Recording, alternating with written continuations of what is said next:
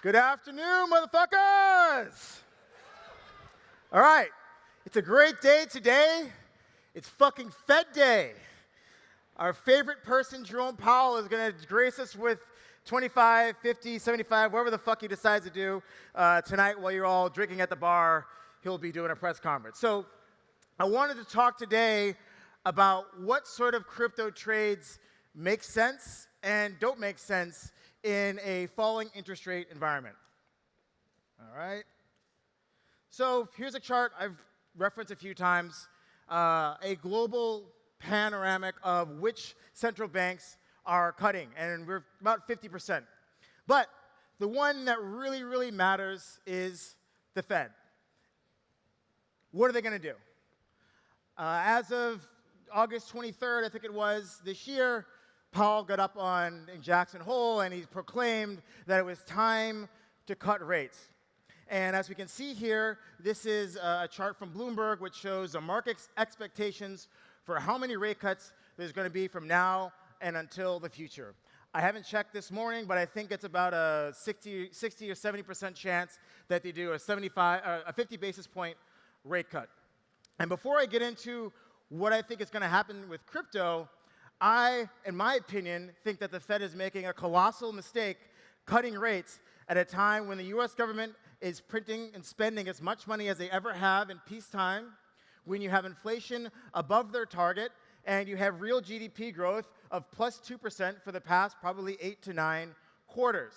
And so while I think a lot of people are looking forward to a rate cut, meaning that they think the stock market and other things are going to pump the jam, I think the markets are going to collapse a few days after the Fed cuts rates, because this is going to narrow the interest rate differential between the US dollar and the Japanese yen. And we saw what happened a few weeks ago when yen went from 162 to about 142 over about 14 days of trading.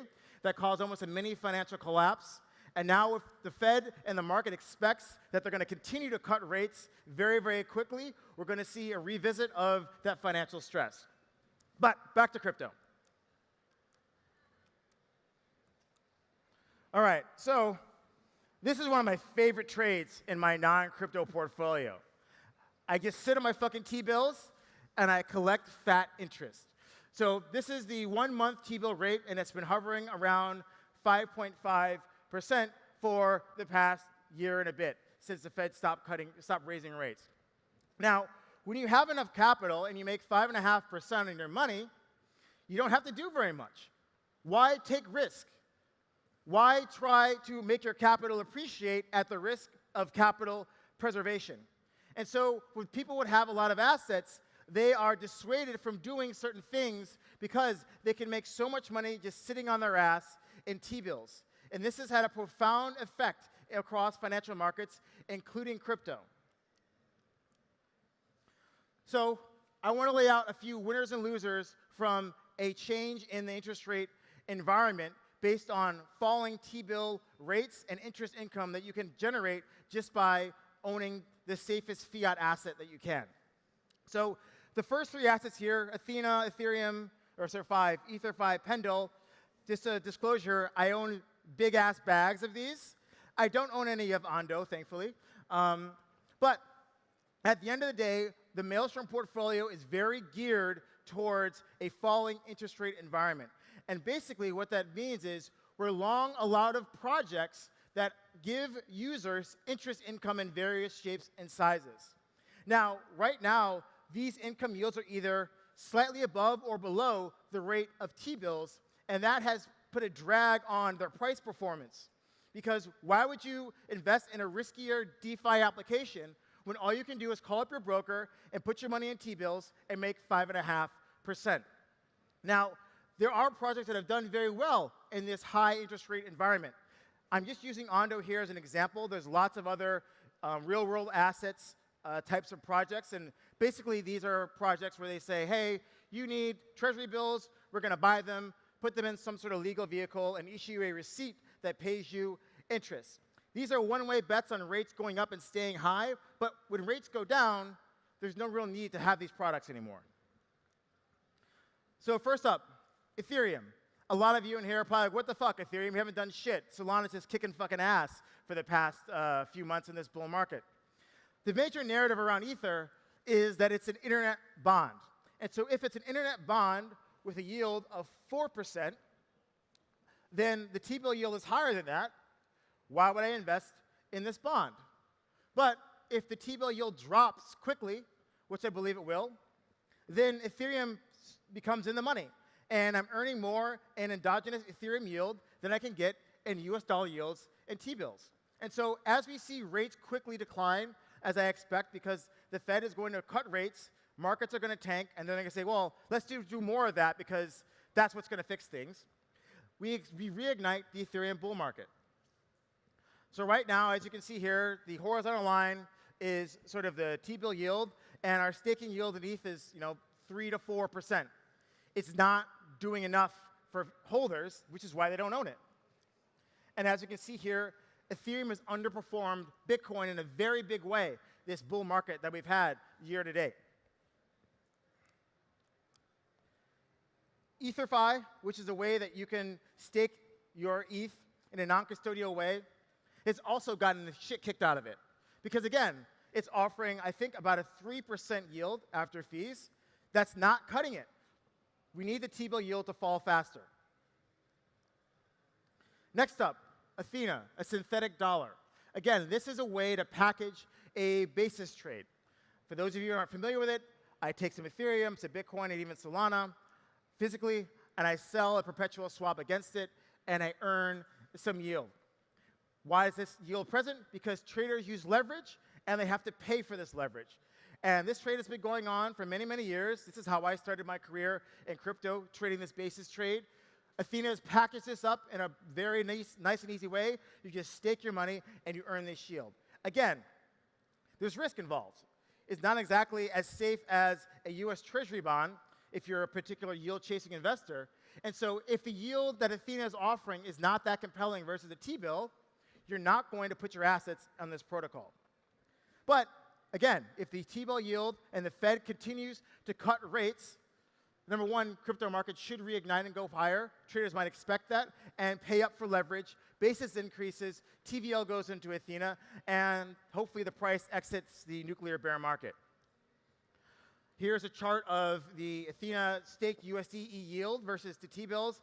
As you can see, back earlier this year, this is very, very compelling. You're earning 30, 40, 50, 60% per annum versus a 5.5% T-bill yield. Of course, I'm going to put my dollars in this product. But right now, it's barely yielding at the T-bill yield. I think it's about 4.5% right now, so it's actually below. And as a result, Athena's price has gotten hammered because people are saying, why do I want to put my money in this protocol when it's not giving me the yield that treasury bills are giving me? Again, if rates go down, this trade becomes attractive again, and TVL should rise, and so should the price.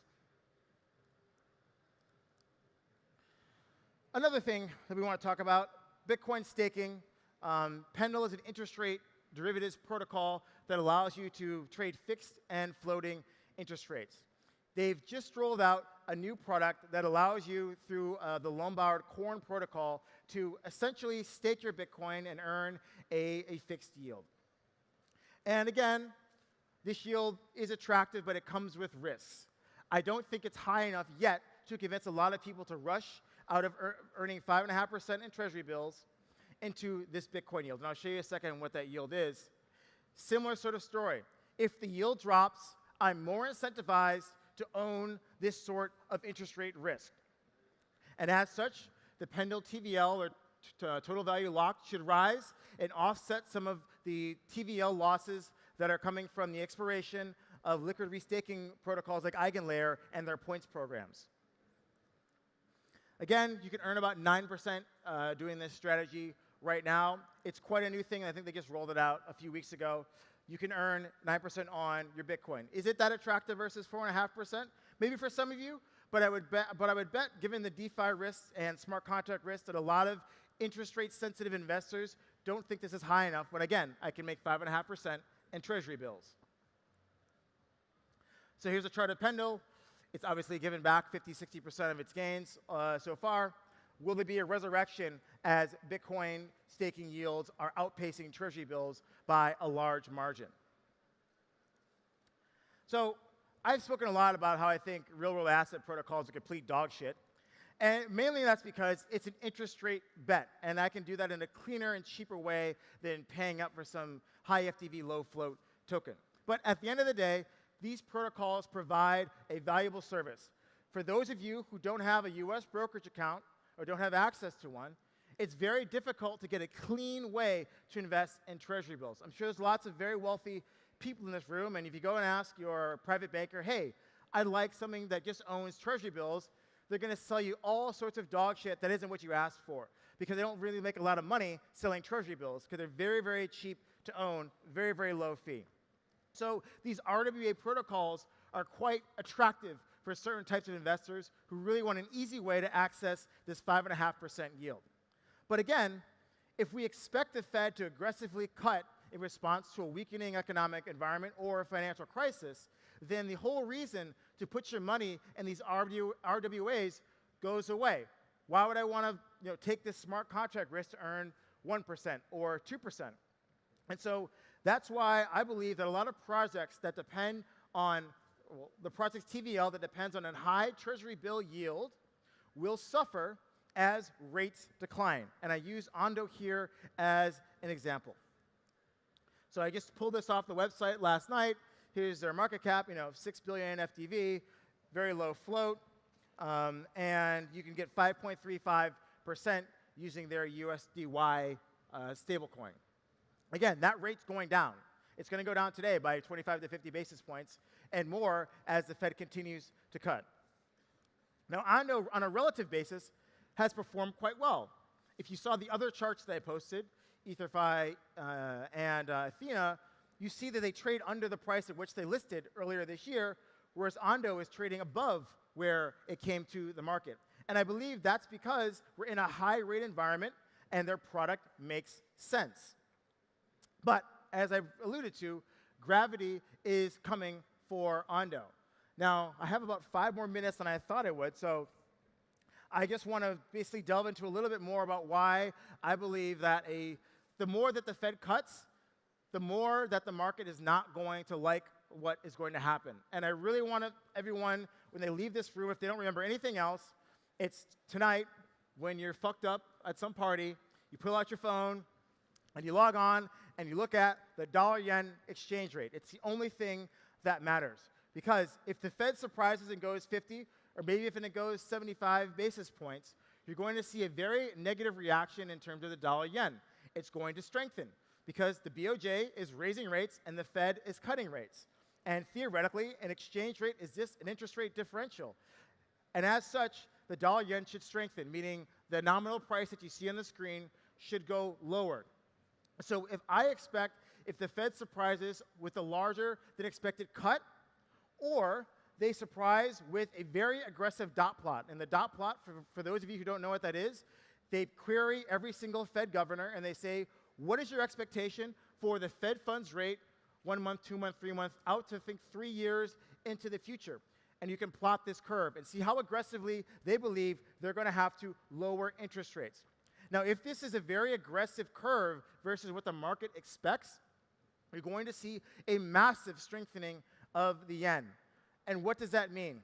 The yen carry trade is probably the most used trade of the past 3 decades, whereby I, as an individual investor or a corporate or a central bank, I borrow yen at practically nothing.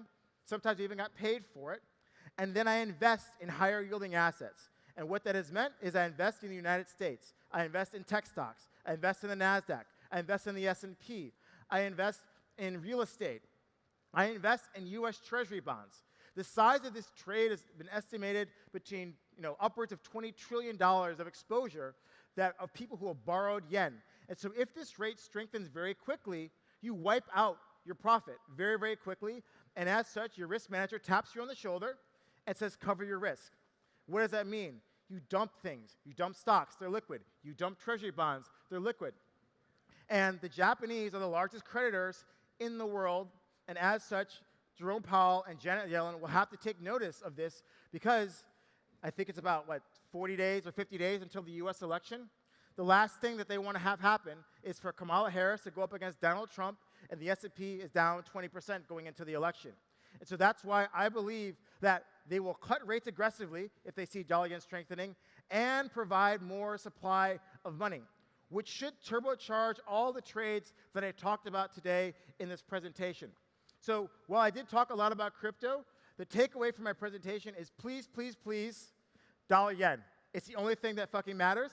I hope to see all of you at our party on Thursday. Have a great afternoon, everyone.